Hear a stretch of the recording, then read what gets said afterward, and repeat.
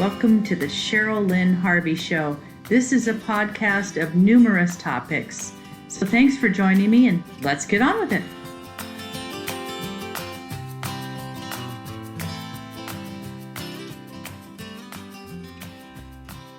Hi, everybody. Welcome to the Cheryl Lynn Harvey Show.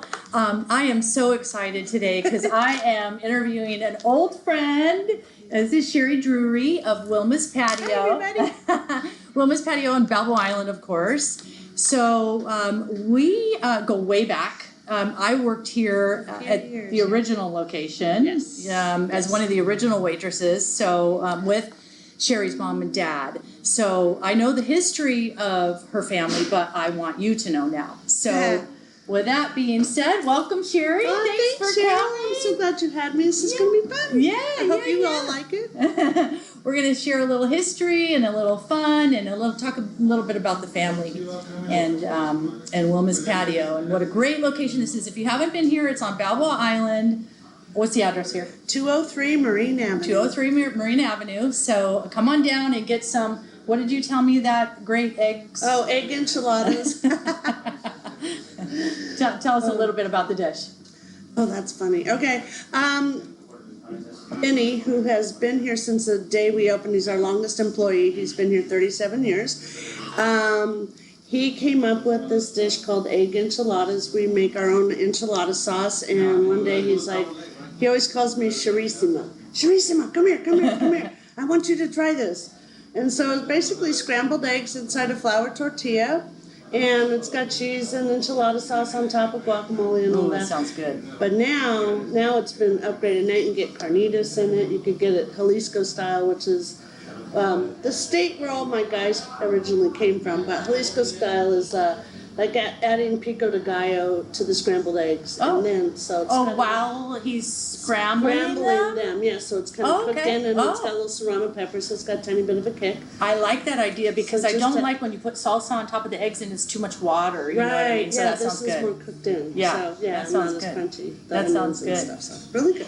I remember when I worked at Wilma's, and I'm just laying a new memory on her, and you used to come down and always eat waffles, and I was like, how could she eat those waffles all the time? And I can't eat those all the time. But that's all you ever ate. Do you remember that? No, I don't. I would go back and forth French toast. Oh, that's what it was. It was French toast and waffles, and it was every single weekend you would eat those, and I was like, man.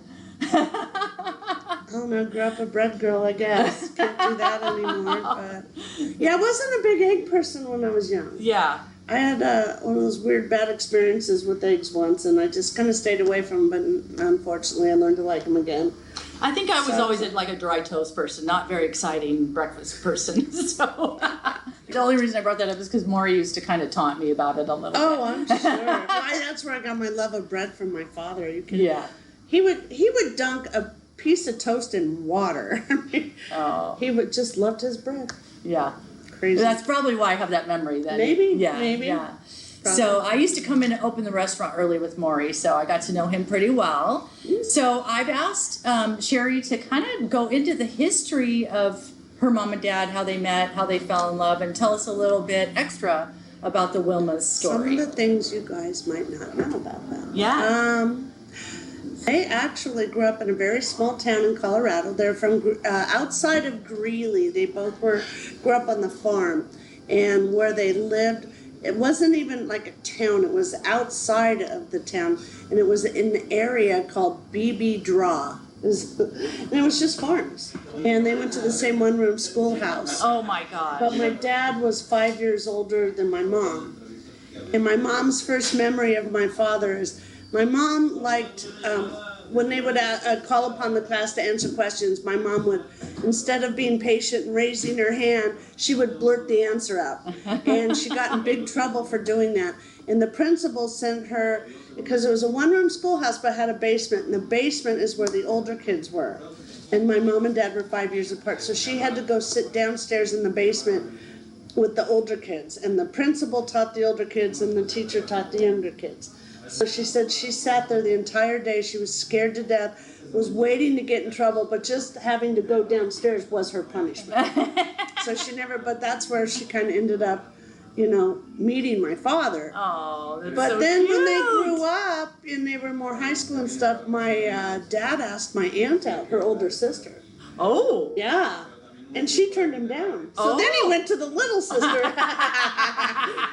and my mom used to say, because this is, of course, right after the Depression on the farm country, and times were really hard. So he goes, he would take me roller skating. That was the big thing. And they had roller skates. About, he bought her a pair, and they would go roller skating. She goes, and then he would take me home, and then he would go out and have pie and coffee by himself because he didn't have enough money for both of them to have pie and coffee. Oh. Isn't that funny? But she was in high school, and he had graduated already, and he was working on the family farm.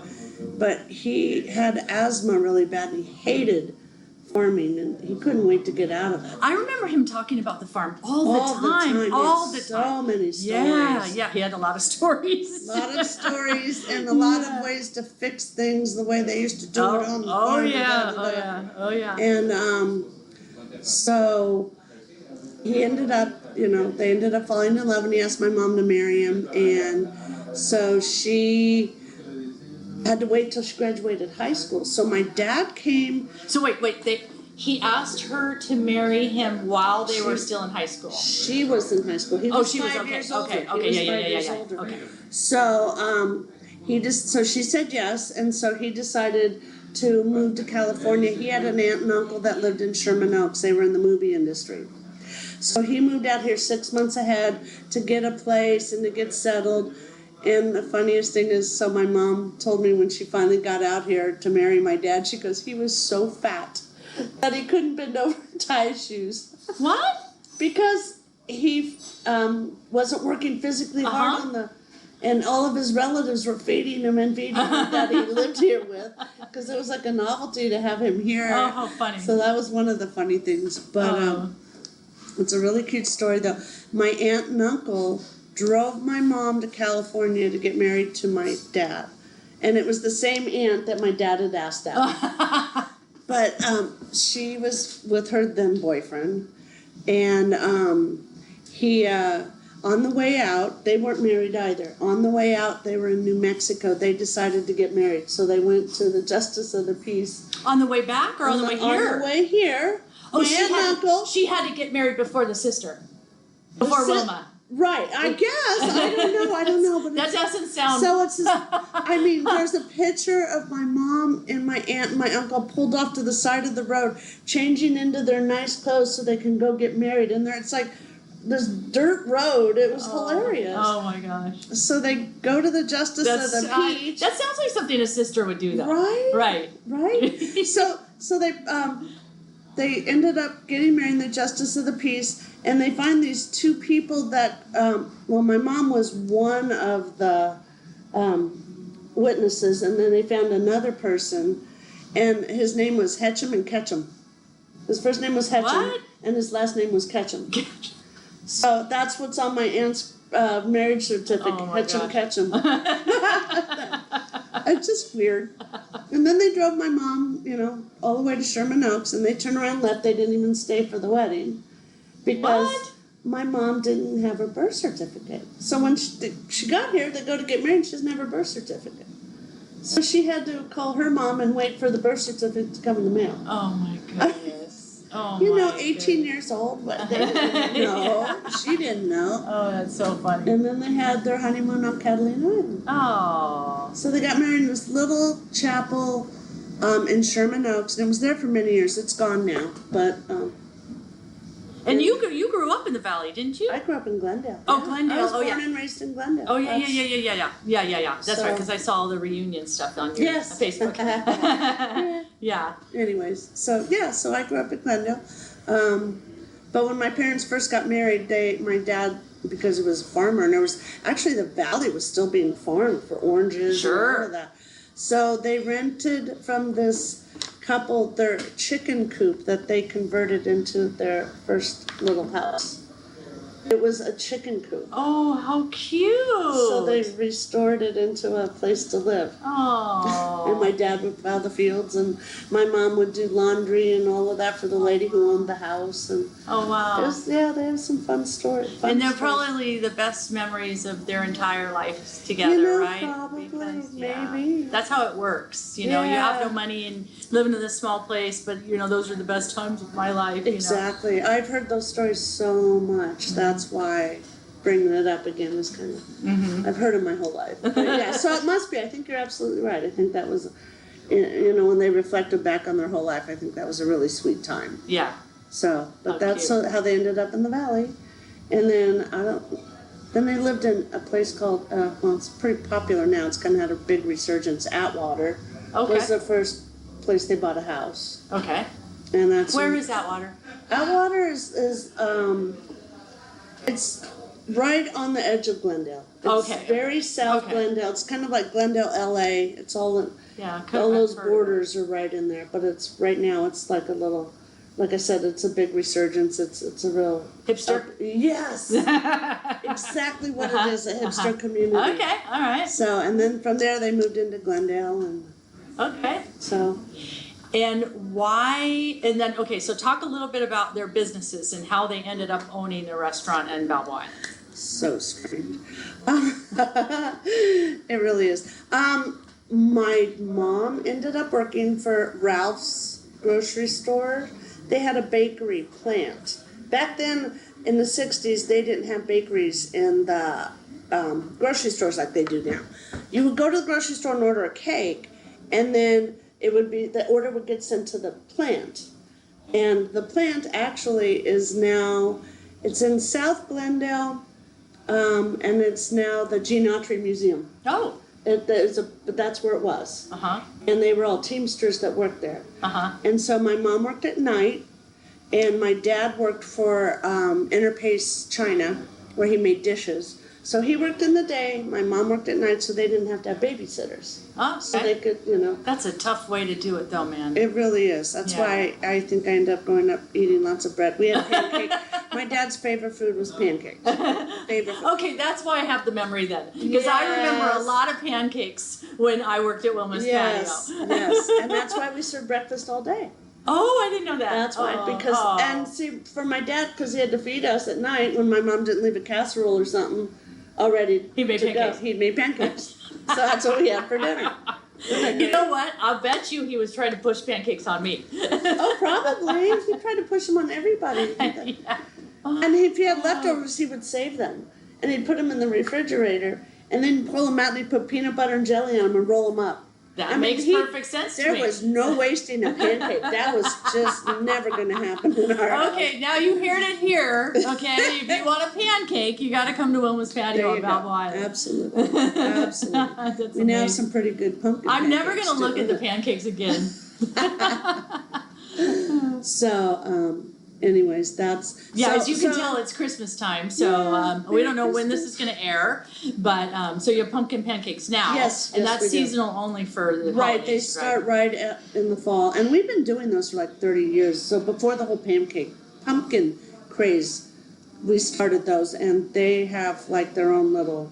Oh, man. They have a following. They have a following. People start calling it, right about the end of summer, beginning of September. Are they on yet? Are they on yet? It's crazy. Oh, that's funny. So we run them from the fall. Like I try to do the third week in September. Uh-huh. And then we run them through January. So. Okay, I'm gonna have to get some for sure by January. So good. They're so good. Sounds good. Yeah. So thanks, Dad, for the whole pancake thing.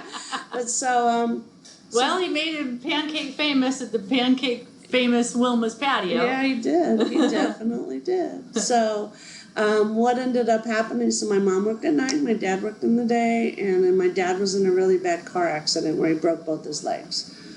And he was laid up for about 7 months. Ooh. And my mom had had an accident at her work where she got her hand caught in one of the machines that wrapped the pastries. So she could still work there, but it wasn't fun anymore. It was painful and hard. So she decided to go to real estate school. So she got a real estate license. I didn't know that. Yeah. Oh. And my dad went with her, but he never You're so funny. He got the idea of real estate, but that wasn't his forte. It was always my mom's. My mom was always a bookkeeper person, business person. Yeah. That was always her thing. I remember her upstairs doing all this stuff. Right? Yeah. So when they went to take their test for the real estate license, my dad copied my mom and he passed.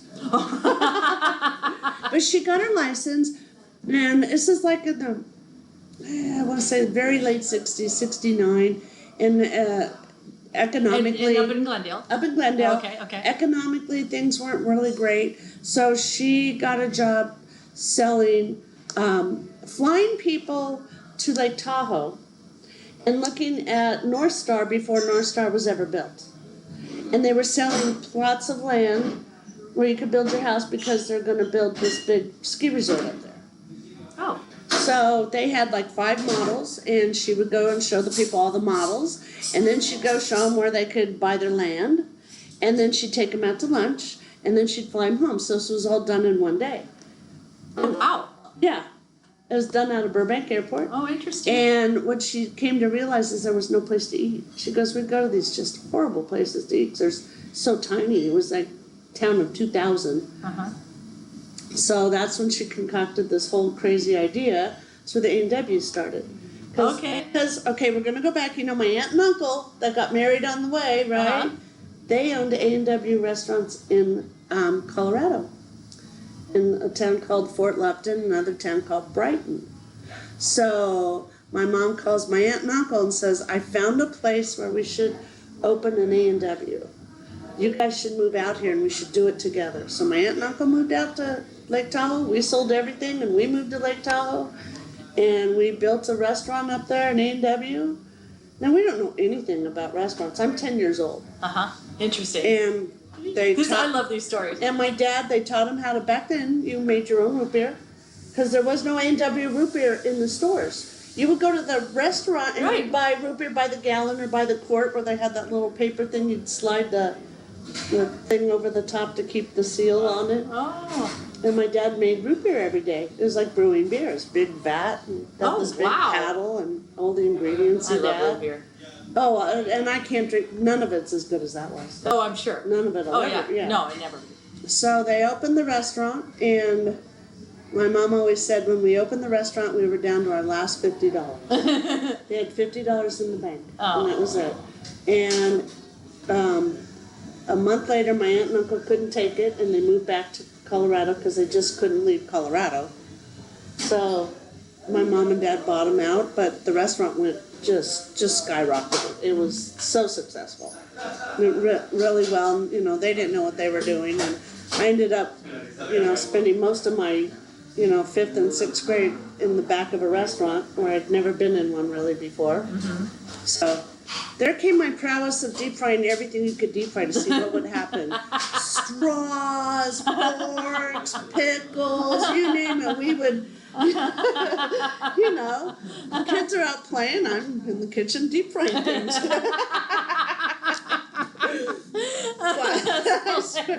Isn't that funny? And the worst part is to think, it didn't. But then later they would put fries in there. And cook fries after I just put plastic in the fryer, right? But you didn't, just being a kid and having fun. And it sounds like a very dangerous thing that nobody would let their kids do now, but back then nobody thought about things like that. Heavens no. So, learned how to work. Back then I was, like I said, 10 years old when we opened. I remember I got $1.68 an hour, and I thought I was just the coolest thing ever. Well, they overpaid you, my dear, because I made $1.35 an hour my first job. They probably did get a little overpaid. But also, what came with that? I ended up buying all my own clothes. So, that's funny. Isn't that weird? Yeah. Well, I think it's just because growing up in a little business district. Yeah. So, you go out and see what clothes were out, and I'd buy my own, and my mom, well, you already bought that, so I don't have to buy that for you. So that was not a good, wasn't well thought out. No, that wasn't a good trade-off. No, it really wasn't. But got to make my own choices, so there's that. Yes. Anyway, so that was the A&W story. We had a lot of fun up there. But what happened after about 4 years is the weather really got to my dad's knees after being in that car accident really badly. I do kind of remember something about his knees and the way he walked. Oh yeah. Yeah. Oh yeah. Yeah. Yeah, he really when he was in his car accident, he was basically crushed between two cars. I think I remember that story. Right at the knees. And so he ended up having to come back to Glendale to the original surgeon who did his surgery after the accident to do some more repair surgery. And I'm going to do a little sidebar now. Okay. That surgeon, he's in his 90s. He lives here in Newport and he eats at Wilma's all the time. He does? He does. And every time I see him, he goes, hey, did you ever know I did your dad's surgery? I think he's told me that like 50 times because he doesn't remember he's told me. But how weird is that? So my parents decided that after growing up in Colorado and after living in Tahoe, they've had enough snow. And they were done there. And my dad had to have surgery, and so they just decided to, let's just sell everything and we'll move back to Glendale, have surgery, and figure out the next phase. Okay. Now, the interesting thing was, because my parents' restaurant was so successful, McDonald's never wanted to move into Tahoe City, because we lived in Tahoe City, because they didn't want to compete with our business. So right after we sold, they moved right in and opened a McDonald's. Well, the people we sold our restaurant to also bought our house. So it's a really sad story, but so McDonald's opened, and of course the A&W just went, it didn't do well, and they didn't know restaurants either. They had no idea what to do. They bought a successful business and they thought they could just keep and they kind of ran it into the ground. They didn't run it the way my parents did. Yeah. And they lost a lot of customers to McDonald's. So this gentleman one day decided that he was going to burn down McDonald's, and he did. He did? He did. But there was somebody in there cleaning that night, and they ended up losing their life, and he ended up going to jail for murder. Isn't that crazy? And he also burned down our house, or tried to. The house, too. But that wasn't successful. Sounds like there's some mental issues there. You think? Yeah. So that was a sad situation. Yeah, wow. Yeah. Wow. But the restaurant's still there. I mean, it's not A&W by any means anymore. It's in Tahoe City. It's in a place called Cobblestone Square. That's why the cobblestone on our old building. Oh. Okay, let's talk about this. Okay, so what was the original? Because just so you know, people that are listening, I know we get so caught up in our own stories. Wilma's has moved since the original location. Yes. It was up the street. We were at 225 Marine. We were a single building. We moved into 203 Marine, which was a double lot, so it was twice the size. Yeah. Oh, yeah. It was very small, the other one. Yeah, the other one. But, so the Wilma's at the other location, they put those cobblestones on it? My parents, they remodeled the whole building. Oh, okay. So we moved back to Glendale. My dad has surgeries. We're there about a year, and then they decided, since they're done with snow and mountains, let's go the opposite directions. Let's go looking at every beach town there is. Yeah. And every weekend, my parents would drive all around Southern California, from San Diego, Cardiff, all of those places, Huntington Beach, where they drove around everywhere. Every weekend was a new hunt, and they always gravitated back to the restaurant, I guess because it was something they had already accomplished that they could do together. Right. So it was like, okay, let's try that. Instead of trying another industry, that seemed to work for them. So they also discovered Irvine. Irvine was in its infancy. Yeah. And there wasn't even the big areas out there. Woodbridge wasn't even. Those were bell peppers and tomatoes. They were still farming. So my parents bought a house in Deerfield. Okay. And they bought the biggest, grandest house. It was actually really pretty. 2-story, the way they build them more now with the big ensuite and all of that kind of thing. Well, you buy it, but it's going to be built. You pick where you're going to build it. So they didn't know the colors. So they decided to come to Balboa Island, and have lunch and decide what colors they were going to get. Oh, You funny. know, what color carpet, what color wallpaper, what color, tile for the bathrooms and the kitchen and all those things. So they ended up going to Van's Belgian Waffles, which is our old building. It was Van's Belgian Waffles when my parents bought it. It was? Uh-huh. And I it don't was all remember that at painted all. bright red and yellow inside. And it had a front patio. So they went and ate at the same location that they ended up turning their restaurant into. Oh, just wait. Yeah. Okay. So they're having lunch.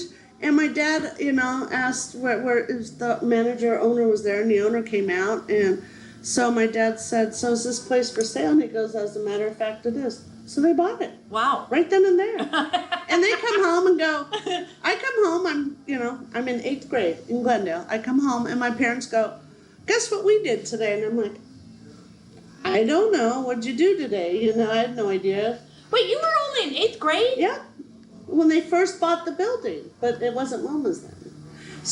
But that was my, So what were you, like 10 when you moved down here? 13 originally.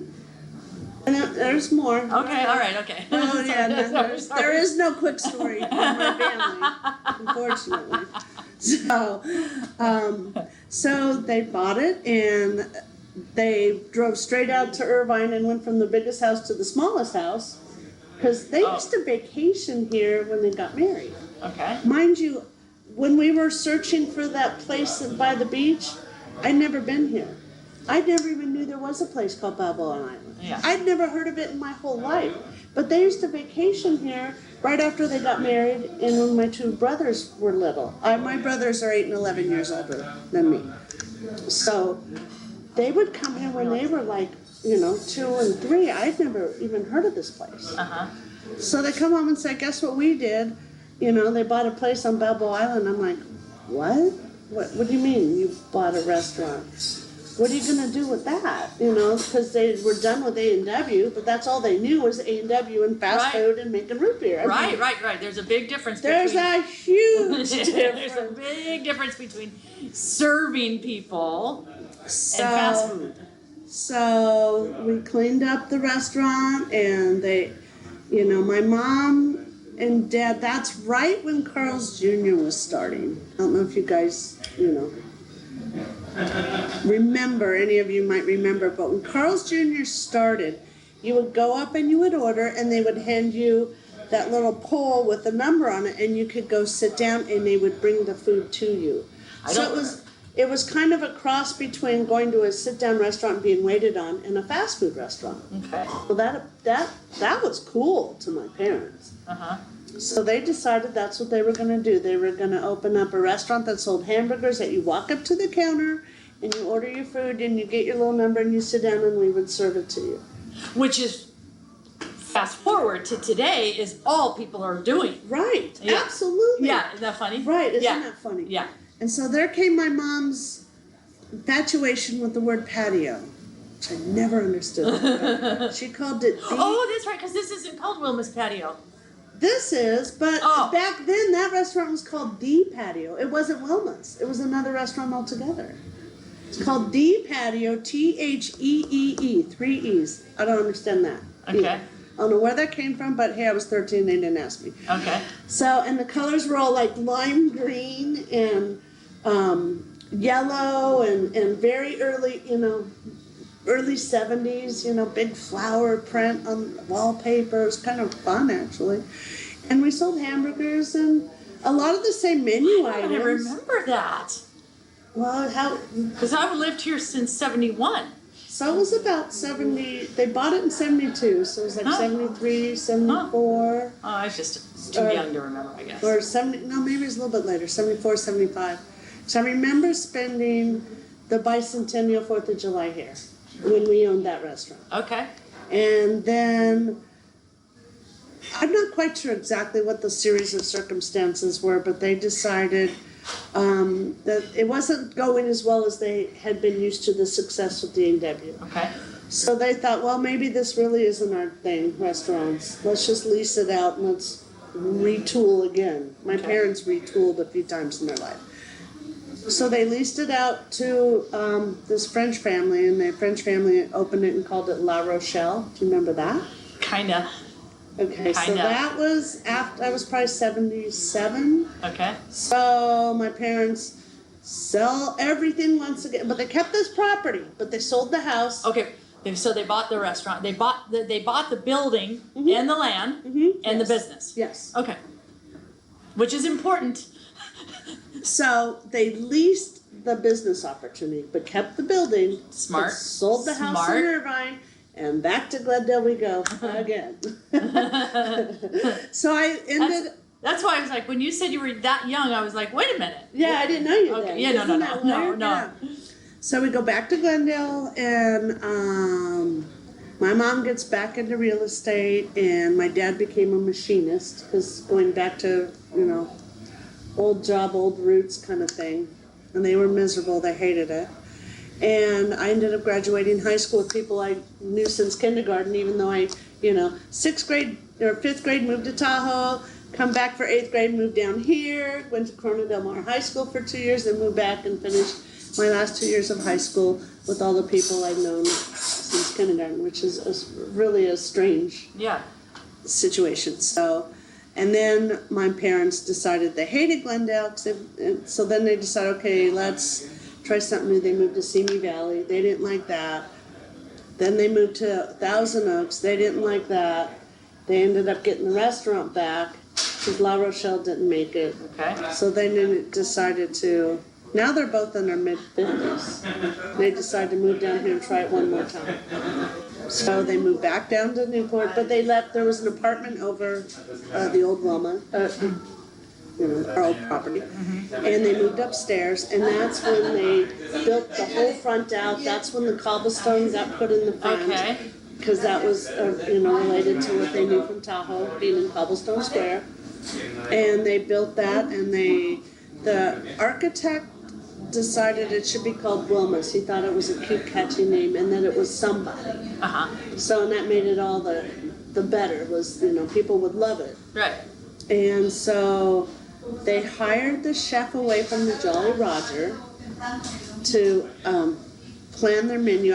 This location we're sitting now was the Jolly Roger. Everything comes full circle. And I worked there too.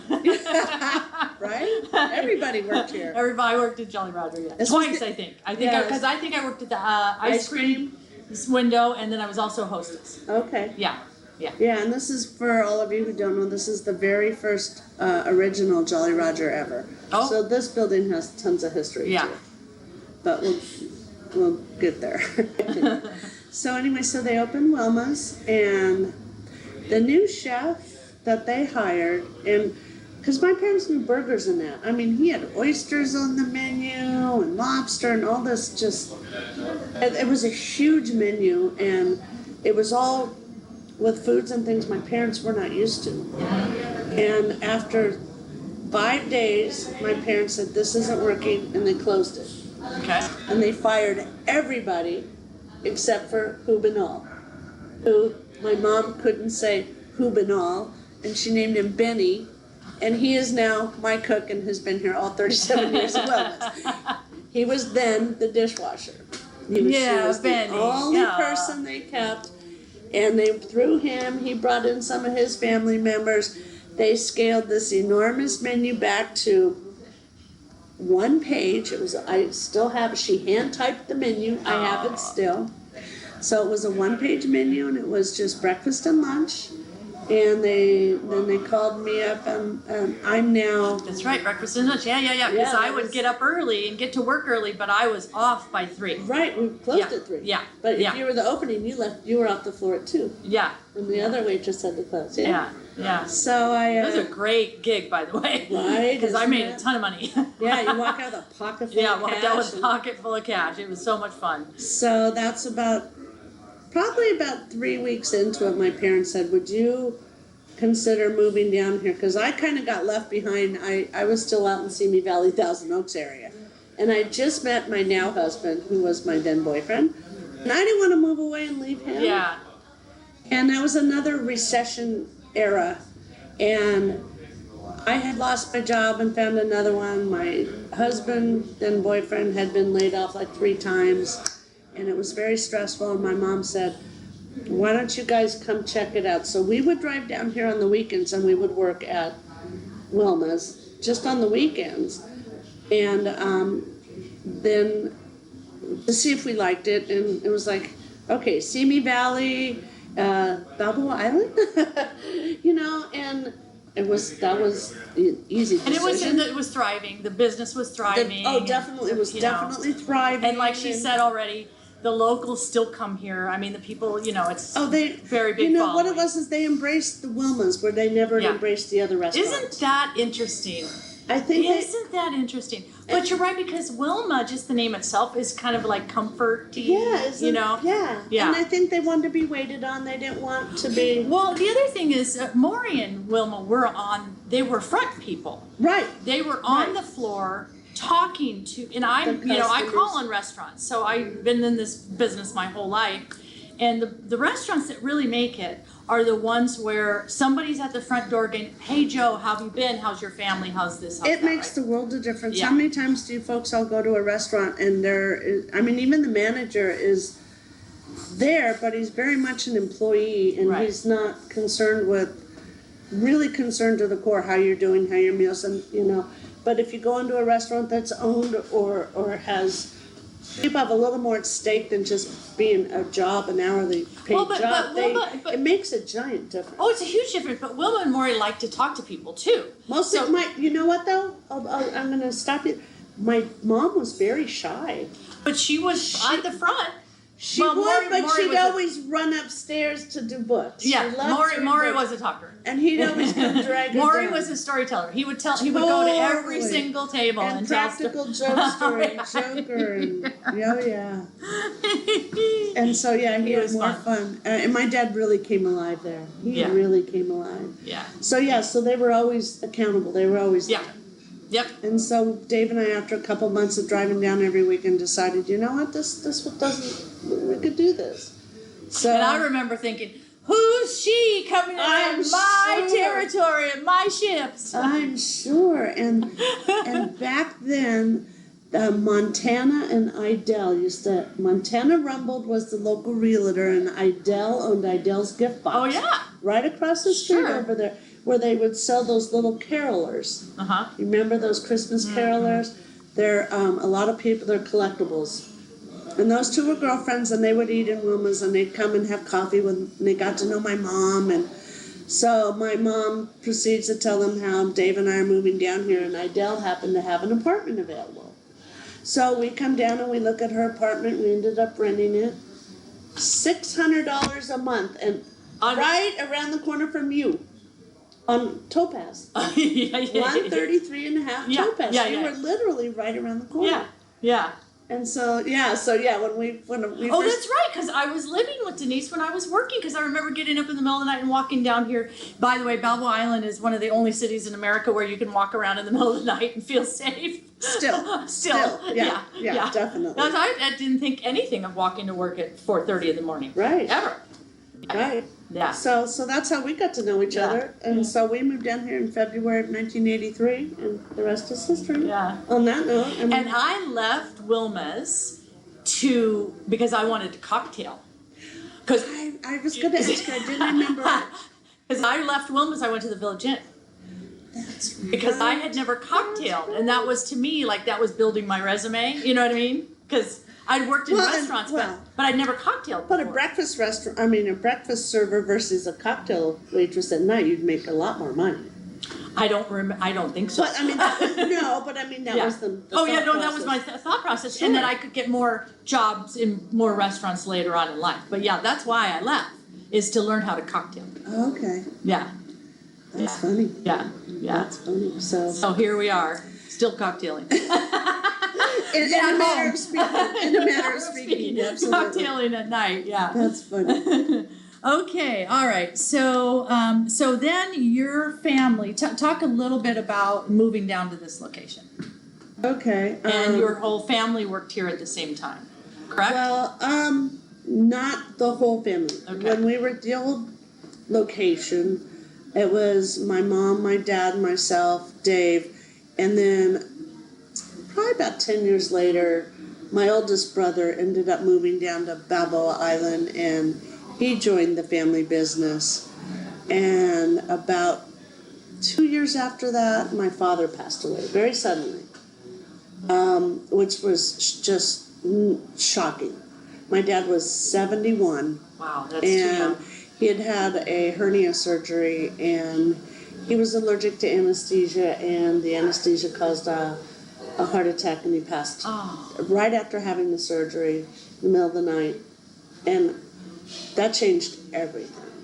And so shortly after that happened... I must have been gone, because I would have gone to the funeral. Here. Yeah, no, yeah. That was a huge funeral. I mean, you know, back then, they put it on the bridge, on the sign, that my dad had passed. And, I mean, the flowers, the amount of flowers was almost, it was, you know, in a very tiny scale, but it always reminded me when Princess Di died.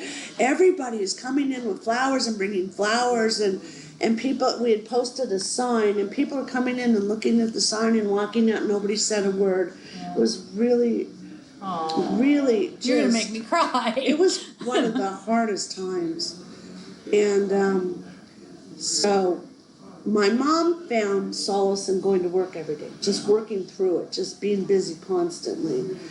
And shortly after that, my dad died in October of 1995. The next summer, my oldest brother, who had been working there, decided he was going to leave Wilma's, and he was going to lease this building, ironically, and open his own restaurant. And he did. And Dell? Dell left and called, and he I was didn't know here that. for 1 year, and it was called the Jolly Dolphin. Oh, I do remember that. I do remember that. Remember that? Because he was trying to do the Jolly, pay homage to the Jolly Roger. I guess I did. And the Blue Dolphin, but it didn't go so well, and a lot of people thought it was a gay bar. The Jolly Dolphin, it didn't. And at the same time, my husband had left to go out on his own, and, you know, to get out of all of us so contained. It was just becoming too much family in one small spot. Yeah, exactly. Yeah. So all of a sudden now it's just me and my mom. I mean, wow, we went from this whole nucleus to just my mom and I. And that was the year we got sued by Cornell Bato-san, the gentleman in the wheelchair who ended up suing over 700 people in Southern California for ADA compliance. He sued a bunch of businesses on the street. Nine on the street, yeah. And that was the very beginning of that. Basically, the law had been passed, but nobody knew we had to all of a sudden make changes to our businesses. Nobody in the whole country knew. He knew. Well, what they decided is that law was going to be defined in court. So his lawyer knew. So he was just used the lawyer used him as a plaintiff, as the lawyer ran around suing as many people as he could. And it's a federal lawsuit, so everybody settled out of court. And this guy's making all this money right and left, and it wasn't taxable, and you wrote the check to the, to his account, or I forget how that was worded, but, so they were making nothing but money. They didn't care if we changed the restaurant or anything.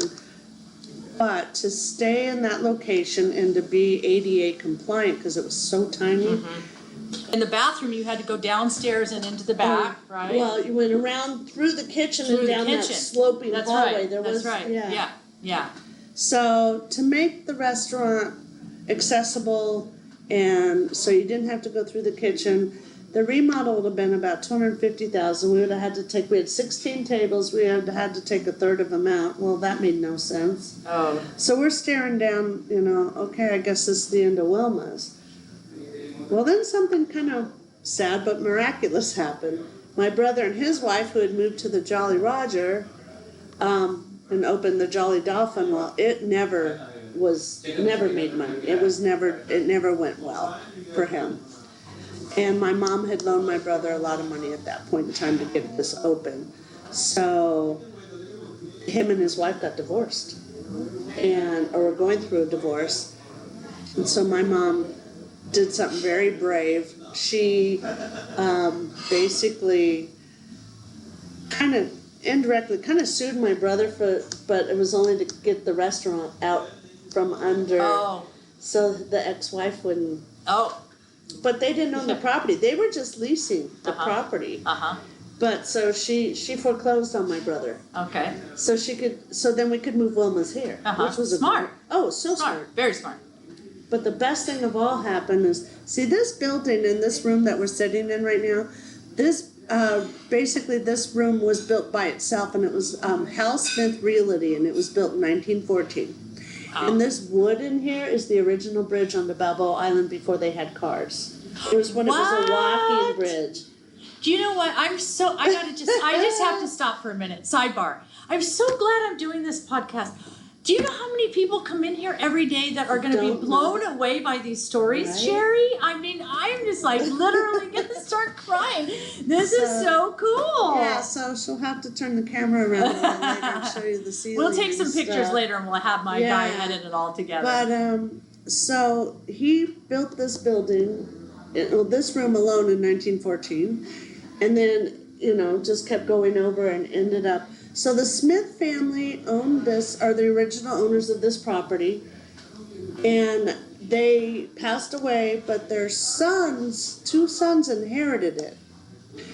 But before their mom passed away, one day before my dad passed away and all of that, Mrs. Smith walked down to Wilma's and grabs my mom and walks her back down here and says, I want you to have this property. And she was elderly. And my mom was like, but I have a property. She didn't understand why this woman wanted my mom to have it. When the Jolly Roger was here, they would never ever sell to the Salisbury family. And the Salisbury family wanted this property so badly. Oh, the Salisbury, sure. But this woman wanted my mom to have it, but she didn't understand. So all of a sudden, the light bulb goes on with my mom, and she goes, I'm going to call their sons, because Mrs. Smith had passed away. Well, the two brothers had inherited a pretty, a nice estate, but they also had invented something to do with computers when computers were just getting started, and I think it was a chip of some sort. I'm not sure, I might have that wrong. But they went into every computer made, and they made a lot of money, so this wasn't a necessity to them. So when my mom went to them and said, can I buy your building? They went, my mom always wanted you to have it. Oh, that's so nice. So they sold it to her on a handshake. Oh, wow. And said, when you sell that building, we'll go into escrow. Oh, wow. And no rent, no nothing. Oh, wow. Now that doesn't happen. Right. Ever. That kind of happens on Balboa Island and not anywhere else. Yeah, right. This is 1996. Okay, that's crazy. 97, 99. So we ended up moving in here, and we closed the old Wilma's, and it was, I think it was like October 30th. It was the day before Halloween. And all our customers came in that wanted to help. And these are all the original tables and chairs in this room from that. And they picked up the chairs and the tables and the art off the wall, and it was like a parade. Everybody moving it down the street. It was crazy. And we ended up opening this November 4th, 1997. 5 days later, we pulled it together, and we kind of combined it with my brother's staff, so we didn't have to fire them. So we combined it staff, we combined it menus, because he was more of a seafood house at that time and a dinner place. So it was a rough go for a couple years, and then we kind of figured this building out and settled down. But my mom ended up buying this property for next to nothing in today's terms. $700,000 in 1997 for a double lot. Wow. Isn't that nuts? Wow, that is nuts. So I'm now the third owner of this building. Wow. Since 1914. Now that's nuts too. But it's part of the same family. You know? It's crazy. Yeah. So that's awesome. There's that aspect of everything. I'm so glad that you own it. Me too. Yeah. Almost didn't get that happen. that almost didn't happen, but it did. Yeah. So I'm very happy. Congratulations. Yeah, thank you. I know. I love all these stories. There's so many. This is so cool. I just can't get over some of these things that you've told me. Well, we are going to wrap it up pretty soon. So why don't you've told us what I always ask at the end is, tell us something that nobody knows about Wilma or Morey, but we've already done that. So why don't you tell us something about Sheri that you want people to know? They know you as a restaurant owner. They know me from being here. Correct. They've watched me grow up. They watched when I got married. They watched when I had my daughter and a waitress pregnant and I had to back into tables because my tummy was a little bit. Sorry, Leslie. They've watched. I've lived my life in front of everybody. Yeah. For 37 years. That's how long Wilma's has been open. That's crazy. 37 years, which in itself is just. Are you going to do anything for the 40th anniversary? Of course. You okay. Want to help me plan? Yes, something? I do. Yes, I do. I think we need to do. Well, right after the cool thing. If you have any comments, you can type them at the bottom of the show. There we go. Well, right after we moved in here, it would have been the Jolly Roger's 50th anniversary. So we turned it into the Jolly Roger for a day. Oh. And we even got the sign covered with the Jolly Roger sign. Oh, how funny. And we had their whole menu. And we served their food at original prices. All of our vendors donated the food. Oh, how fun. So we were serving 35-cent hamburgers. Oh, how fun. And then that night we closed it. And that's, I think I want to copy or similar idea. They found all the original employees that ever worked here. They invited all the employees that ever worked here the whole time that Jolly Roger was here. But they had, I think it was 8 of the original people that opened the Jolly Roger. So there was probably 200 people, 250 people. People came from all around the world. Mm-hmm. Some people came from Australia just to come to this reunion. It was crazy. Crazy. Huh. So you want to do something similar I that? I would love to. Like to have the original Wilma's opening day or something? Or? Yeah, a lot of the employees that ever, and invite every employee that ever worked here. So we've always had, a lot of fun over the years. Yeah. It's been fun watching. I don't know if the other 2 ladies that I worked with are even around anymore. Well, I know Jan has passed on. Yeah. But June, wasn't it June? Yeah. The blonde lady? But I don't remember. Yeah. Because right after I came, she left. And I think it was because I came. She was mad about left. something. Yeah, she was mad about something. Because Dave and I came. Yeah. Yeah. And she didn't like that. Yeah. So, but. Yeah. So something nobody knows. Well, I guess it'll be a party of one. Yeah, right. I'll be here and you'll be here. There we go. No, we can think of something. I know, I'm teasing. But we could think of something. Yeah, we need to do something. Yeah, that'd be fun. Definitely something cool. Okay, so but all right. Something that nobody knows about me. I don't even know. I mean, I live my life so in front of everyone. I don't know what that would be. Well, that's okay. You're right. I'm trying to think, and nothing's. Okay. All right. Well, so let's talk about a couple things, and then we do wrap it up because we're moving on an hour now. I know. So there's a lot of information we covered in this one, so it's definitely worth the investment. So tell us. We kind of talked a little bit before about is there anything new up and coming? Is there any changes at Wilma's? And frankly, Sheri just wants to keep it.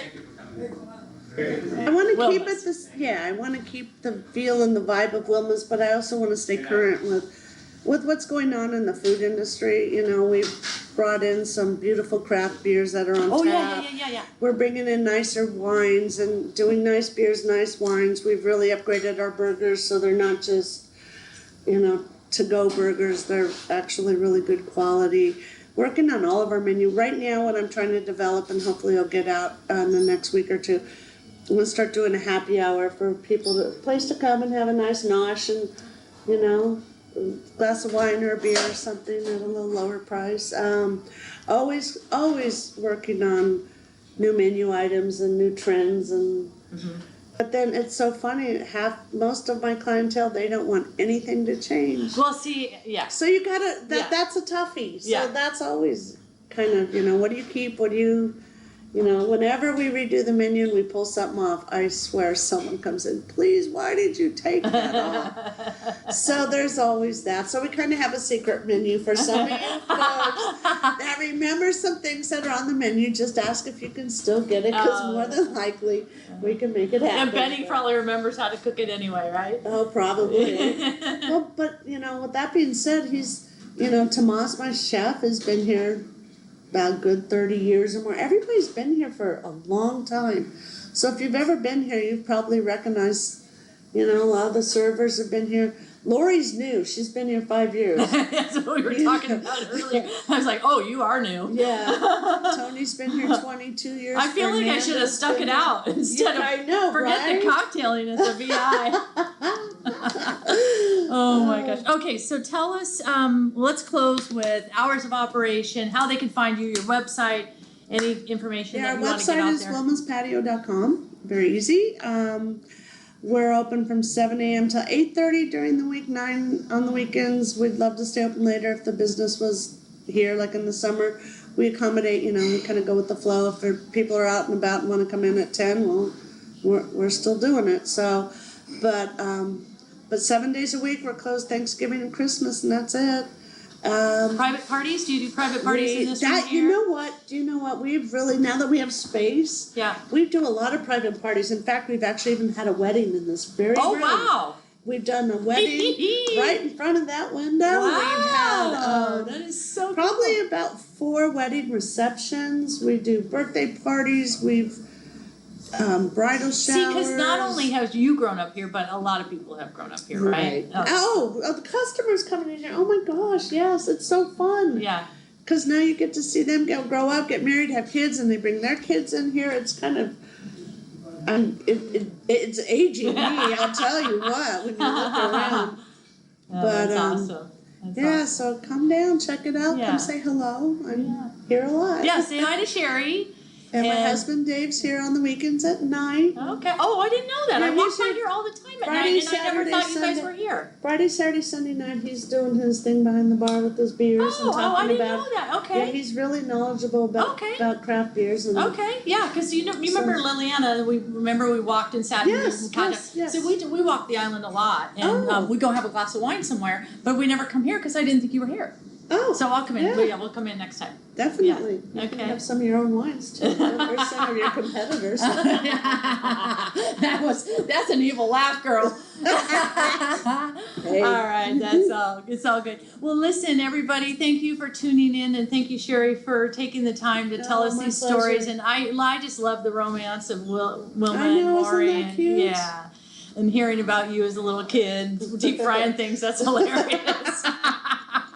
You should go. I mean, that's like what they do at the fair every summer. They deep fry all that stuff. I laugh so hard at that because I could have been, I missed my calling. You missed your calling. I could have.